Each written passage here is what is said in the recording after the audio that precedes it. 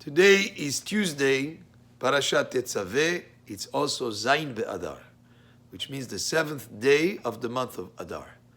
Today is the anniversary of Moshe Rabbeinu in the sense the day that he passed away, but also the day that he was born. He lived a full, complete 120 years, and today is a day that is observed by some people as a day of fast in certain communities. It's also a day that we add some learning of texts that have to do with Moshe Rabbeinu. Interestingly, in the parasha of this week, the Parashat Tetzaveh, it's the only parasha that the name of Moshe Rabbeinu doesn't appear at all. After the parasha where he was born in Parashat Shmot, all the way until the end of the Torah, until the end of the book of Devarim, every parasha contains the name of Moshe. But in this parasha, Moshe's name does not appear. And more than one explanation. One explanation is because he passed away in this parasha, in this week, meaning in the week that he passed away, the name doesn't appear. But the other explanation is that actually the beginning of the parasha says, Ve'ata Tetzaveh, and you shall command the Jewish people. This is when Moshe Rabbeinu is told, you, is addressed in second person, you will take, and that's the essence of Moshe, even though the name doesn't appear, but the essence is present. Why? Because Moshe Rabbeinu was so dedicated to the Jewish people that after the golden calf, the sin of the golden calf, when Hashem wanted, quote unquote, to punish the Jewish people, Moshe Rabbeinu interceded on their behalf, and he says, if you don't forgive them, just, he asked for his name to be erased, misifrecha shekatavta, from your book.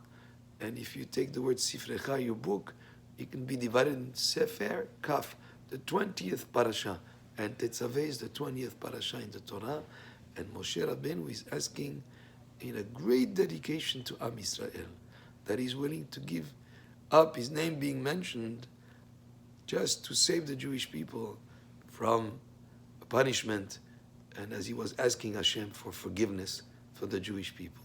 That is the essence of Moshe Rabbeinu, and that's what Moshe Rabbeinu stood for, dedication to the Jewish people to such a high level that the week in which he was born, and in which he was, the day on which he was born, and they passed away in this week, that's the parasha that reflects really the greatness of Moshe Rabbeinu, because he was very, very humble, and he was very dedicated to the Jewish people. But this is also associated to the month of Adar and the holiday of Purim, because Moshe Rabbeinu, when Haman drew lots, the word Purim means drawing lots, and when Haman drew lots in terms of what month should he plan to exterminate the Jews, chas v'shalom, the month of Adar came up. And he said, whoa, he knew that Moshe Rabbeinu passed away in the month of Adar. So in his mind, that was a month of bad fortunes for the Jewish people, chas v'shalom. What he didn't realize is that the day of the 7th Adar is also the day that Moshe Rabbeinu was born, which was a day of great importance and great mazel for the Jewish people. And that's where he was mistaken. So this holiday of Purim, and the holiday of Purim being such a day of great celebration, is associated to the day of Zayin BeAdar that Moshe Rabbeinu was born in. And in truth, Moshe Rabbeinu brought us the Torah. Torah tziva lanu Moshe, morasha keilat Yaakov. So the Torah is associated with Moshe Rabbeinu. We call it even Torah Moshe. The Torah is light. And the day that he was born, the whole house of his parents filled up with light.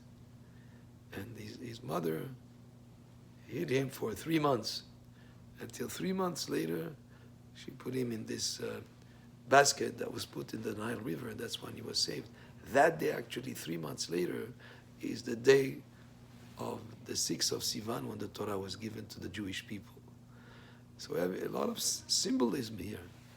He was put in this basket, and the name Moshe was given to him by Paro's daughter, Kimina Mayim Meshitiu, I took him out of the water. From the water I pulled him up. And the month of Adar is known as the month of Mazal Dagim, of the month of Pisces, the fish. So she drew him out of the water, and he passed away on the 7th, and born on the 7th of Adar, with the word fish. In Hebrew, dag, dalet, and gimel. Dalet is 4 and gimel is 3, together is 7. So there is symbolism here. But Moshe Rabbeinu was the most humble of all men. He merited to bring us the Torah because of that humility that he had. Every aspect of Torah was revealed to him at Har Sinai. When he went up to Shamayim, every aspect of Torah was revealed to him. He happened 3 times he was in Shamayim for 40 days, what no other person would have been able to accomplish. He was given every Torah shebichtav and Torah shebe'al peh, the oral Torah, the written Torah. Every chidush that would be said at any point in time was sort of downloaded to him, given to him, where he had the whole Torah, and that's Moshe Rabbeinu. So today we focus on Moshe Rabbeinu and his greatness, his dedication to the Jewish people, the fact that he brought us the Torah, that he was the one that was given the mission of teaching Am Yisrael Torah. And today is his day, is Zayin BeAdar, and we make it a special day in the way that we speak about him. This afternoon we're going to learn about him in the synagogue before Mincha, and it's the day that we think of the greatness of Moshe Rabbeinu. Baruch Adonai le'olam, Amen ve'amen.